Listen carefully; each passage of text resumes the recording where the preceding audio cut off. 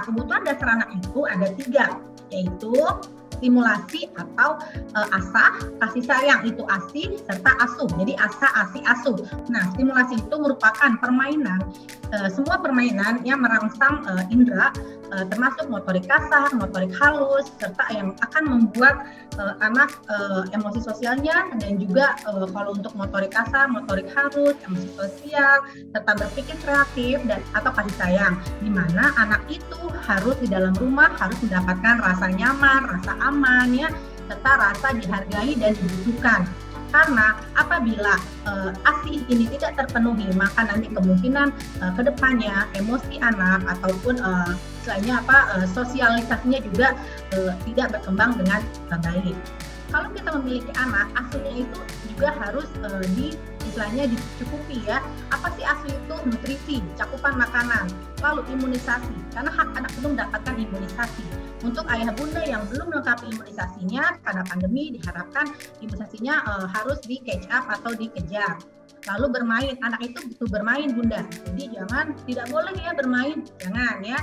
Anak itu tetap membutuhkan bermain karena itu adalah haknya anak ya. Lalu tidur. Nah, tidur yang cukup akan membuat tumbuh kembang anak juga optimal atau normal. Nutrisi itu sebagai fondasi. Jadi kalau nutrisinya bagus, maka imunitas anak akan jarang sakit, tumbuh kembangnya juga sesuai usianya atau normal, optimal, intelijensinya juga begitu, dan juga anaknya juga emosinya juga lebih baik dibandingkan anak yang istilahnya kecukupan nutrisinya tidak sesuai. Adalah selain dari nutrisi yang cukup, maka imunisasi juga harus dikejar ya. Nah, ini waktu tidur ya, ini nanti bunda bisa lihat kenapa anak pada usia 1 minggu tidurnya itu lebih lama bayi dibandingin anak besar gitu ya. Nah, ini karena memang mempengaruhi untuk kedepannya.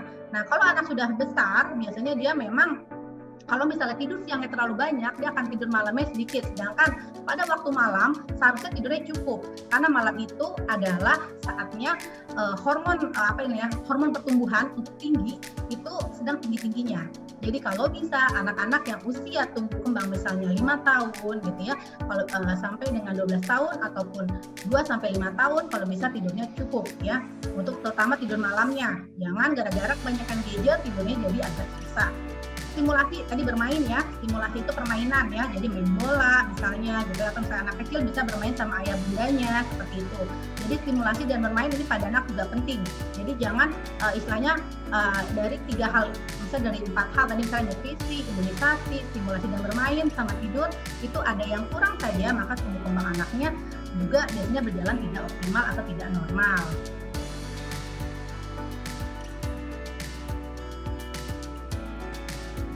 Bunda harus ingetin kalau misalnya ke dokter atau misalnya bunda ke bidan gitu ya, bunda tanya lingkar kepala anak saya berapa sih gitu ya, karena lingkar kepala itu kalau dari 1 tahun harusnya tiap bulan diukur.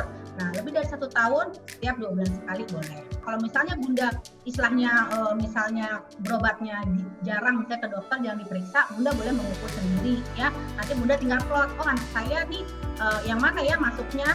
Nah, kalau misalnya dia di tengah-tengah, kalau misalnya kayak yang di grafik ini, kalau misalnya warna hijau, antara hijau sama kuning itu anaknya masih oke ya. Tetapi kalau antara kuning sama merah itu sudah mulai tanda-tanda, jadi boleh dikonsultasi. Kenapa sih misalnya beratnya agak kurang ya. Lalu kalau lingkar kepala ini bunda ada di garis yang hitam tebal, bukan yang putus-putus. Kalau yang antara garis hitam tebal, maksudnya di antaranya itu bagus ya. Tapi kalau misalnya ini ada angkanya plus 2 SD, itu yang garis putus-putus, tapi di atasnya garis putus-putus yang paling atas, itu berarti kemungkinan kepalanya lebih besar ya. Nah, kalau yang di bawah itu kemungkinan kepalanya lebih kecil, ukuran kepalanya ya. Nah, itu bunda boleh konsulkan ke dokter ya. Kenapa sih gitu kan? Karena kepala besar ataupun kepala terlalu kecil itu istilahnya tidak 100% adalah suatu gangguan atau penyakit. Kalau misalnya nanti dinilai anaknya tumbuh kembangnya normal, ya mungkin itu genetik aja. Mungkin memang dia memiliki ukuran lingkar kepala yang seperti itu. Tumbuh kembang tahun pertama. Ini buat bunda, buat menggampang dan menghafal. Misalnya anak saya usianya 5 bulan, beratnya sekian, normal nggak ya? Nanya gitu ya. Nah, ini adalah untuk gampangnya, bunda ingat berat badan lahir anaknya. Usia 5 bulan itu minimal tuh 2 kali berat badan lahir. Kalau misalnya lahirnya 3,2, usia 5 bulan beratnya 7 kilo itu normal ya. Anak kan minimal 2 kali berat badan lahir. Usia 1 tahun, gimana sih ngakalinnya? 3 kali berat badan lahir ya. Ini paling gampangnya. Lalu panjang badan juga seperti itu. Nah, untuk gigi, lingkar kepala nih. Nah, bayi baru lahir biasanya sekitar 34 sampai 35 cm. Lalu 6 bulan akan menjadi 44, 1 tahun akan naik menjadi 47 cm. Itu normalnya ya. Gigi ini beda-beda tiap anak memang. Jadi tidak boleh misalnya anak tetangga sama anak sendiri disamakan. Karena ada yang misalnya giginya baru usia 1 tahun. Mempengaruhi nggak sih dok tumbuh kembang? Sebenarnya sih tidak ya gitu. Karena tumbuh gigi itu tidak mengaruhi tumbuh kembangnya, tetapi dia paling makannya ya, karena kadang-kadang anak ada yang ini usia 9 bulan kok udah bisa ya makan agak keras ya, misalnya agak kasar gitu ya, ya karena dia sudah lebih tumbuh, sedangkan yang satu lagi belum ada giginya, jadi mungkin naikkan tekstur makanannya agak lebih lambat seperti itu, tapi asal masih sesuai usianya maka dianggap masih normal.